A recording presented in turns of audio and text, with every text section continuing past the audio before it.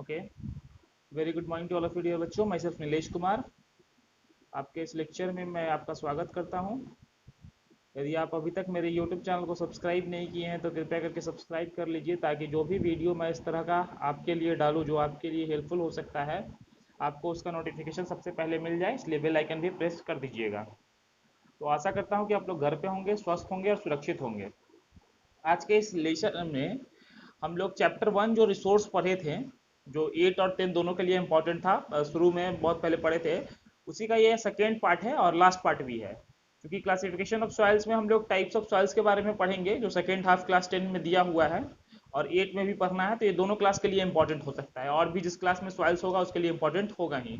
Soil से संबंधित एक और वीडियो मैंने बनाया था लैंड और सॉइल को लेके, उस वीडियो को भी आप देख लीजिएगा एक बार, ताकि ये वीडियो ज़्यादा अच्छा से समझ में आए।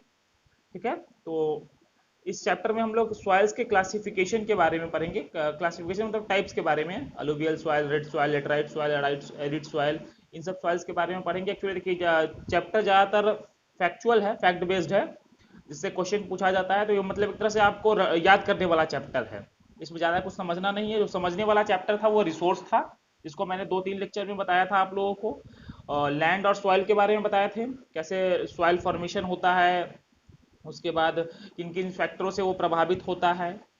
आज बस इसमें टाइप्स ऑफ सॉइल्स पढ़ेंगे, किस रीजन में पाया जाता है और उस सॉइल में क्या ज़्यादा अच्छा उगता है और उस सॉइल की कैरेक्टरिस्टिक क्या है।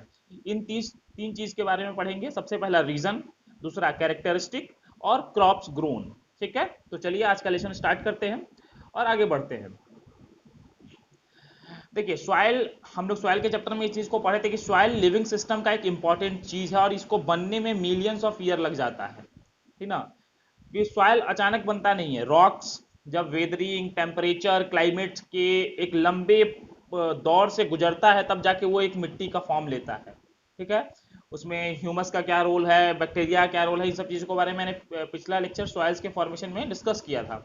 उसके अलावा इसका temperature, action of running water, wind, glaciers और डिकम्पोजर जो बैक्टीरियाज है, उसका भी एक इंपॉर्टेंट रोल होता है सॉइल फॉर्मेशन में। ध्यान रखिएगा इन सब चीज़ों को। उसके अलावा कुछ केमिकल और ऑर्गेनिक चेंजेस भी होते रहती हैं उसमें, नेचुरली कुछ केमिकल बदलाव मिट्टी में या पानी पड़ने की वजह से, क्लाइमेट की वजह से, वो भी मिट्टी फॉर्मेशन में बहुत इंपॉर्टेंट रोल प्ले करता है। हम लोग को पता है, उस लेक्चर में हम लोग सॉइल्स के लेयर्स के बारे में भी बात किया था। तो आप, मैं इसलिए फिर से कह रहा हूँ कि उस लेक्चर को सबसे पहले जाके देखिएगा, यदि अभी तक आपने नहीं देखा है तो मेरे यूट्यूब चैनल पे वो डाला हुआ है, वहाँ पे जाके आप देख लीजिएगा। लैंड एंड सॉइल के नाम से वो लेक्चर है। ठीक है, तो चलिए, सबसे पहला जो सॉइल है इसमें जो हम लोग पढ़ेंगे वो अलुवियल सॉइल है। उसका मतलब डिसाइड, जो हम लोग क्लासिफाई किए उसका फैक्टर क्या है, किन आधार पर डिसाइड किए उसको, तो उसके फॉर्मेशन के आधार पर, उसके कलर के आधार पर, उसके थिकनेस के आधार, थिकनेस मतलब मोटाई। अब कहिएगा मिट्टी का मोटाई कैसे नापेंगे भाई, तो मिट्टी का मोटाई मतलब जो उसका ऊपर वाला लेयर होता है, टॉप लेयर होता है, 3 लेयर होता है, टॉप सॉइल, बीच वाला और सबसे नीचे वाला, हाँ, जहाँ पे बेड रॉक्स वगैरह होता है। तो जो सबसे ऊपर वाला सॉइल होता है वो कितना ज्यादा उसमें ह्यूमस है, कितने ज्यादा मोटाई में ह्यूमस है, उसको कहते हैं थिकनेस। उसके बाद टेक्सचर, टेक्सचर के हिसाब से सॉइल को हम अलग अलग पार्ट्स में बांटे हुए हैं, जैसे क्लेली सॉइल, इसको, और अलुवियल सॉइल है। तो अलग अलग, फिर से हम लोग इसको बोलते हैं, जो कंकड़, छोटा छोटा कंकड़ होता है उसमें, उसका भी एक नाम है, ध्यान में नहीं आ रहा है, बोल रहे हैं। तो टेक्सचर के हिसाब से, उसके रूप के हिसाब से सॉइल्स को हम अलग अलग मतलब हिस्से में बांटे हैं, उसके केमिकल और फिजिकल प्रॉपर्टीज के हिसाब से। ठीक ना, तो चूंकि इंडिया का जो रिलीफ फीचर है, रिलीफ फीचर कहने का मतलब उसका जो लैंड फॉर्म्स है, कहीं पहाड़ है, कहीं माउंटेन है, कहीं प्लेट्यू है, कहीं खाई है, और अलग अलग लगभग क्लाइमेट भी है। ऐसे देखा जाए तो ऑलमोस्ट मतलब on an average monsoon climate है, लेकिन उसके अलावा भी क्लाइमेट अलग अलग राज्य का अलग अलग है। जैसे आप चले जाइए नॉर्थ में, जम्मू कश्मीर, श्रीनगर, तो वहाँ पे जो क्लाइमेट है नॉर्थ इंडिया से ज़्यादा कम होता है, ऑलमोस्ट 12 महीना। तो इसके हिसाब से और इन सब चीज़ों की वजह से जो यहाँ पे सॉइल्स है वो अलग अलग तरह का पाया जाता है। तो सबसे पहला जो है इसमें वो है अलुवियल सॉइल। ठीक, जैसा कि मैंने बताया था कि इसमें ज़्यादा कुछ समझने वाला नहीं है, आपको याद करना है, तो मैं बस डाटा जो है वो बताते चलता हूँ। तो ये जो है सबसे ज़्यादा नॉर्दर्न प्लेन में पाया जाने वाला सॉइल है, क्योंकि entire northern plain alluvial soil से ही भरा पड़ा है, और ये सबसे ज़्यादा फर्टाइल सॉइल होता है। ठीक है, ये पाया कहाँ जाता है, this have been deposited by the 3 important Himalayan river system, Indus, Ganga और ब्रह्मपुत्र, जो नदी है उसी के द्वारा ये सॉइल आता है। एक्चुअली सॉरी, कट गया, ये वाला, इंदस, गंगा, ब्रह्मपुत्र एंड इसको देख लीजिएगा। ये 3 नदियां हैं जो अलूवियल सॉइल को लेके पूरे नॉर्दर्न प्लेन में आती है। उसमें सबसे ज्यादा इंपॉर्टेंट रोल गंगा का है, जो उत्तराखंड हरिद्वार के आसपास से निकलते हुए उत्तर प्रदेश दिल्ली बिहार सॉरी दिल्ली उत्तर प्रदेश बिहार होते हुए जाके बे ऑफ बंगाल में गिर जाती है। और हमको पता है कि बे ऑफ बंगाल के पास जो सुंदरबन डेल्टा है वो सबसे ज्यादा फर्टाइल प्लेन है, क्योंकि वहां पे अलूवियल सॉइल सबसे ज्यादा डिपॉजिट होता है। उसके अलावा दिस सॉइल ऑल्सो एक्सटेंड इन राजस्थान, कुछ राजस्थान में भी है और गुजरात में भी थोड़ा सा है, ठीक है। और अलूवियल सॉइल कुछ ईस्टर्न कोस्टल प्लेन में महानदी गोदावरी कृष्णा और कावेरी के आसपास भी, चूंकि ये सब एक्चुअली गंगा का डिस्ट्रीब्यूटरीज है जो बट जाती है अलग अलग हिस्से में, है ना। तो इन सब के वजह से भी वो अलूवियल सॉइल आपको ईस्टर्न इंडिया में थोड़ा सा मतलब ईस्टर्न कोस्टल प्लेन में आपको मिल सकता है, ठीक है। ईस्टर्न कोस्टल प्लेन कहने का अर्थ ये है जो उड़ीसा का और इधर तमिलनाडु का जो रीजन है वो ईस्टर्न कोस्टल प्लेन, जो समुद्र के किनारे का जो राज्य है हमारा उसको बोलते हैं ईस्टर्न। जैसे देखिए मान लीजिए कि ये हमारा इंडिया का नीचे वाला हिस्सा है, ये ईस्ट है, ये वाला जो पूरा प्लेन है उसको हम लोग कहते हैं ईस्टर्न कोस्टल प्लेन। ये वाला पूरा रीजन को हम क्या कहते हैं, ईस्टर्न कोस्टल प्लेन। उसके बाद इधर तो अपना फिर ईस्ट इंडिया, फिर आगे अपना मैप है, ठीक है। नेक्स्ट क्या है कि अलूवियल सॉइल के एज के हिसाब से इसको 2 हिस्से में बांटे, एक भंगर एक खद्दर, है ना।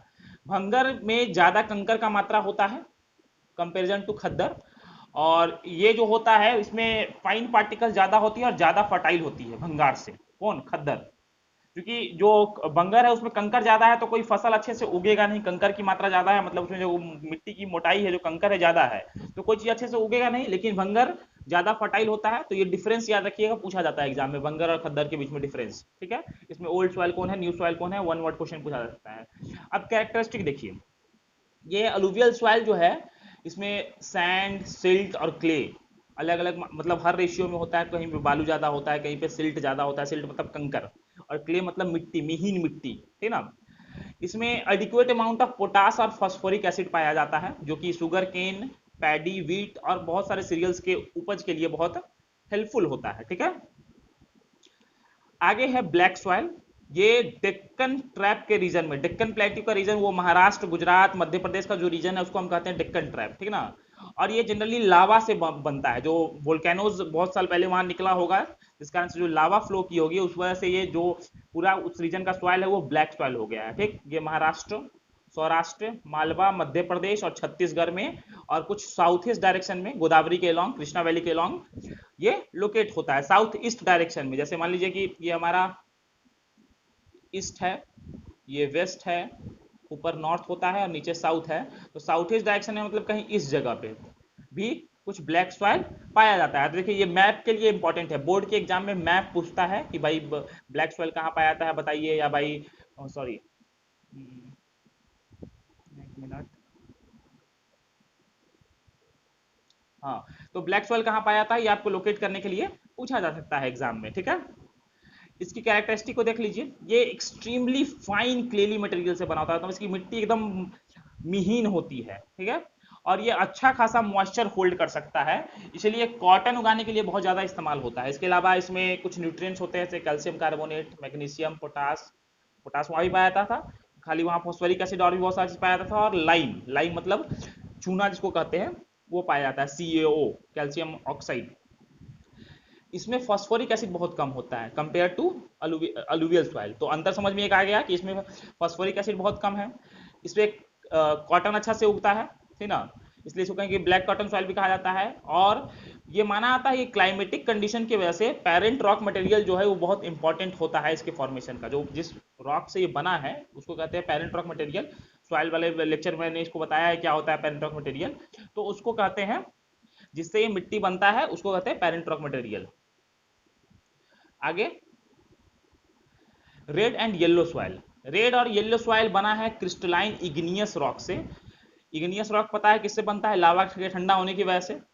और ये कहाँ पाया था, in the area of low rainfall in eastern southern part of the Deccan plateau. Deccan plateau का साउदर्न और ईस्टर्न पार्ट में एक्चुअली मैप है एक आप एनसीईआरटी के बुक में, उसमें आप देखिएगा आपको डेक्कन प्लेट्यू और साउदर्न ईस्टर्न पार्ट समझ में आएगा अच्छे से, ठीक ना। वहां पे ये आपको पाया जाता है रेड सॉइल। और येलो रोड सॉइल और कहाँ पाया जाता है, मतलब राज्य का नाम Orissa Chhattisgarh southern part of middle Ganga और भी बहुत सारे वेस्टर्न घाट की ओर। वेस्टर्न घाट मतलब ये वाला रीजन, देखिए ये वाला रीजन को हम कहते हैं वेस्टर्न घाट, इस वाला रीजन है इसको कहते हैं वेस्टर्न घाट, ठीक है। अब कैरेक्टरिस्टिक क्या है, ये रेडिश कलर का होता है। क्यों भाई? क्योंकि ये आयरन की डिफ्यूजन की वजह से, मतलब क्रिस्टलाइन जो रॉक बना, जो इग्नियस और मेटामॉर्फिक रॉक बना, उसमें आयरन का मात्रा ज्यादा होता है, इस कारण से ये क्या होता है, रेड कलर का दिखता है। और ये येलो दिखता है due to its hydrated form. Hydrated form मतलब Fe2O3 और FeOH होल 3। मान लीजिए FeOH होल 3 मतलब आयरन के साथ जो वाटर का मिक्सचर बनता है ना, कंपाउंड्स को बोलते हैं FeOH होल 3। तो उस फॉर्म की वजह से भी ये क्या दिखता है, येलो दिखता है। तो क्वेश्चन पूछा जा सकता है कि येलो क्यों दिखता है, रेड क्यों दिखता है। ठीक है, नेक्स्ट है लेटराइट सॉइल। लेटराइट सॉइल कहां पाया जाता है? कर्नाटक, केरला, तमिलनाडु, मध्य प्रदेश और कुछ हिलीज एरिया उड़ीसा और आसाम में। ये हाई टेम्परेचर और हेवी रेनफॉल के एरिया में पाया जाता है। इसमें सबसे ज्यादा क्या उगता है, ये सब क्या बोलते हैं, कॉफी वगैरह उगाने में इसका बहुत ज्यादा इंपॉर्टेंट होता है। इसमें ह्यूमस कंटेंट बहुत कम होता है सॉइल, क्योंकि माइक्रो ऑर्गेनिज्म और डिकम्पोजर यहाँ पे डिस्ट्रॉय हो जाते हैं, क्योंकि टेम्परेचर बहुत ज्यादा होता है यहाँ पे, ठीक ना। और ये पाया कहाँ जाता है? तमिलनाडु, आंध्र प्रदेश और केरला के रीजन में, जहाँ पे कैश्यू नट, कॉफी वगैरह उगाने के लिए इसका यूज होता है। कैश्यू मतलब होते हैं काजू, ठीक ना। अगला है arid soil. Arid soil desert के इलाके में पाया जाता है, जहां पे टेम्परेचर बहुत ज्यादा हो और पानी कम हो। इसकी जो मतलब रिटेनिंग कैपेसिटी है, पानी की होल्डिंग कैपेसिटी बहुत कम होती है, क्योंकि इसमें पानी आप डालिएगा तुरंत इवापोरेट हो जाएगा। ये पूरा एक तरह से बालू समझ लीजिए है, बालू देखे है ना। और इसका जो टेक्सचर होता है वो मतलब सैंडी टेक्सचर होता है बालू की जैसा, और सलाइन होता है, नमकीन होता है। ऐसे बहुत जगह पे ना अभी तक सुने होंगे कि समुद्र के पानी से ही सिर्फ नमक निकलता है, कहीं कहीं बालू से भी नमक को अलग किया जाता है। तो ये राजस्थान में पाया जाता है। राजस्थान में क्या क्या उगता है आपको पता ही है, कैक्टस, पाल्म, डेट, ये सब चीज उगता है। तो ये था ये सॉइल वाले लेक्चर में, ठीक ना। एक्चुअली देखिए पूरा फैक्चुअल है, इसलिए इसमें ज्यादा कुछ समझाने वाला था नहीं, लेकिन ये आपके एग्जाम के पॉइंट ऑफ व्यू से 1 मार्क्स क्वेश्चन के लिए बहुत इंपॉर्टेंट हो सकता है। इसमें एक मैप होगा आपके एनसीईआरटी के बुक में, पेज तो याद नहीं है, हमको लगता है कि जहां सॉइल स्टार्ट है उसके बाद वाला पेज या उसके एक पेज बाद होगा। वहां से आप ये जो टेक्कन प्लेट्यू का रीजन है, साउथ ईस्टर्न रीजन है जो मैंने बताया, वहां से आप अच्छे क्लियर से समझ पाइएगा। एक्चुअली सॉरी मैं इस पे लगा नहीं पाया, इस प्रेजेंटेशन में मेरे दिमाग से निकल गया, नहीं तो मैं उस मैप को लगा देता यहाँ पे ताकि आपको और अच्छे से समझ में आए। तो आप वहां से एक बार देख लीजिएगा, ठीक है। तो उम्मीद करता हूँ कि आपको लेक्चर समझ में आ रहा होगा। कोई भी दिक्कत हो तो प्लीज कमेंट सेक्शन में बताइए। तब तक घर पे रहिए, सुरक्षित रहिए। थैंक यू, अगले क्लास में जल्दी मिलेंगे।